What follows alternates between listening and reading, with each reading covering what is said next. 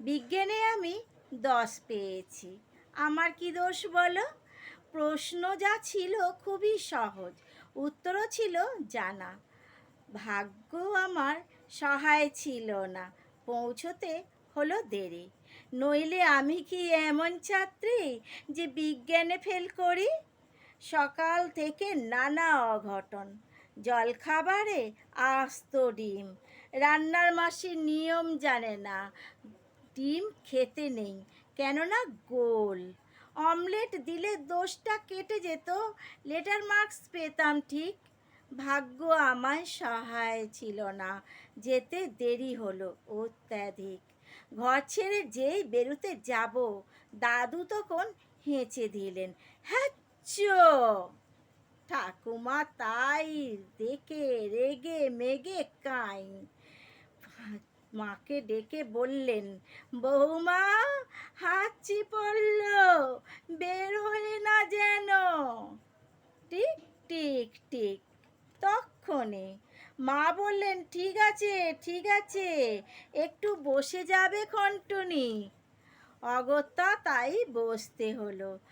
হাঁচির বিপদ যেই না কাটলো, চৌকাঠে পা। মা বললেন, আবার বাধা পড়লো টুনি, ঘরে বসে যা। কপালে দিয়েছি দইয়ের ফোঁটা, হাতে বিপদ তারিণীর তাগা, কোমরে ঝুলছে ঢাউস মাদলে, তবুও বিপদ আমি এড়াতে পারিনি। অতি সাবধানে ঘরের বাইরে যেই না গিয়েছি, ছোট্ট বোন কুট্টি আমার চেঁচিয়ে উঠল, দিদি দেখ দেখ, পাঁচিলে একটা পাখি, কি সুন্দর হলদেটে পিঠ, ঠোঁট লালচে চোখ। পাঁচিলে তাকিয়ে দেখি, হায় হায়, ওটা যে এক শালিক। রিকশো দিচ্ছে তারা, কিন্তু যাবার জো নেই, বাড়ির সবাই শালিক খুঁজছে। আয় শালিক আয় শালিক, আর এক শালিক না দেখে টুনি কি করে স্কুলে যায়।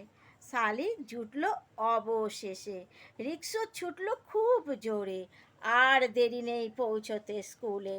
কিন্তু আমার পোড়া কপাল, হঠাৎ ব্রেক থামাতেই হলো, পথ কেটে গেল কালো বেড়াল।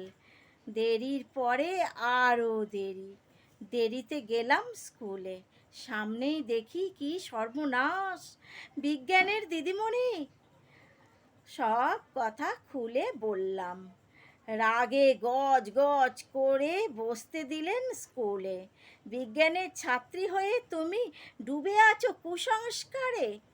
মুক্তমনা দিদিমণি অনেক বকাঝকার পরে প্রশ্নপত্র এগিয়ে দিলেন, খাতাও দিলেন। ওমা, হঠাৎ চেয়ে দেখি পলা নীলা শঙ্খের ভরা দিদিমণির আঙুলগুলো। বিজ্ঞানে আমি 10 পেয়েছি, আমার কি দোষ বলো?